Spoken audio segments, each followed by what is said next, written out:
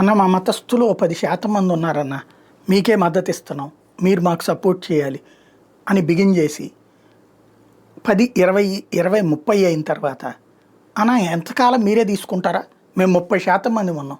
మీకు ఓట్లేసే 100లో 20 మంది పోతే 70 మంది, 70లో 30 మేమే ఉన్నప్పుడు ఈ 40 ఓట్లు నలుగురికి టర్న్ అయ్యేటప్పుడు మాకు టికెట్ ఇస్తే మేము గెలుస్తాం కదా అని బిగిన్ చేసి,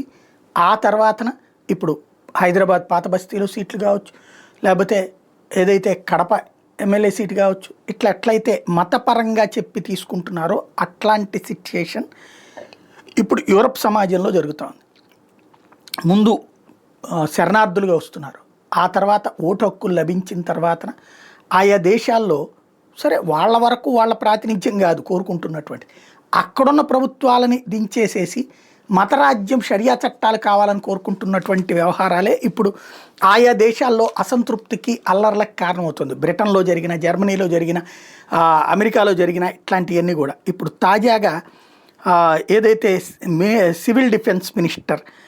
స్వీడన్కి సంబంధించినటువంటి సివిల్ డిఫెన్స్ మినిస్టర్ని ఇస్లామిస్ట్ ఫాలో అయ్యి వెంటపడి దాడులకి పాల్పడడం అన్నటువంటి సంచలనం సృష్టిస్తోంది.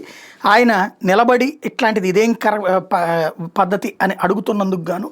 జరుగుతున్నటువంటి వ్యవహారం.